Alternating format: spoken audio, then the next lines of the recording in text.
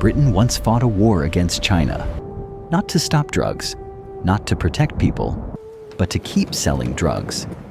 And somehow, Britain won. The result? Millions became addicted, China was forced to surrender, and an entire century of humiliation began. Today, many historians consider it one of the most controversial wars ever fought. But how did two of the world's greatest powers end up fighting over narcotics? The answer begins with tea. Lots of tea. In the early 1800s, Britain had a problem. The British were obsessed with Chinese products: tea, silk, porcelain. Every year, British ships arrived in China loaded with silver and sailed home carrying mountains of goods. There was only one problem. China wanted almost nothing Britain had to offer. As silver flowed out of Britain and into China, alarm bells started ringing. The trade imbalance was growing, and Britain needed a way to reverse it, fast. Then they found the perfect product: opium, a highly addictive drug produced in British-controlled India. At first, sales were small, but merchants quickly realized something. The more opium entered China, the more money they made. Soon, British traders began smuggling huge quantities along China's coastline. Year after year, the trade exploded. Profits soared. Addiction spread. And millions of Chinese citizens became dependent on the drug. Families suffered. Communities struggled. Government officials panicked. China's leaders knew they were facing a national crisis.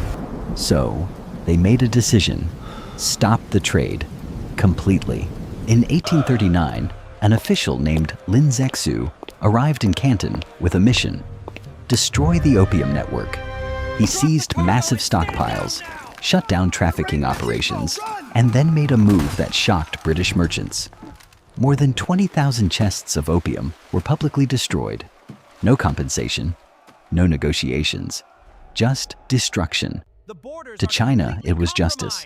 To Britain, it was an attack on trade. And soon, trade disputes became something much worse. War. British warships appeared along China's coast, and what followed was not a fair fight. China expected resistance. What it encountered was industrial warfare: steam-powered ships, modern artillery, a navy built to project power across the globe. One coastal city after another came under pressure. Ports were blockaded, trade routes collapsed, and China's military struggled to respond. The gap in technology was simply too large. The Qing Empire fought back, but the outcome was becoming impossible to ignore. China was losing. In 1842, the war ended with the Treaty of Nanking. It is necessary. China was forced to open ports to British trade, pay a large indemnity, and surrender Hong Kong. For Britain, it was a victory. For China, it was the beginning of something much darker, a period later remembered as the Century of Humiliation, a time when foreign powers forced open its borders and reshaped its future. And more than 180 years later, the memory still remains. Because the Opium War wasn't just a war about drugs. It was a war about power, a war about trade, and a reminder that throughout history, the most important battles are often fought over money, influence, and control.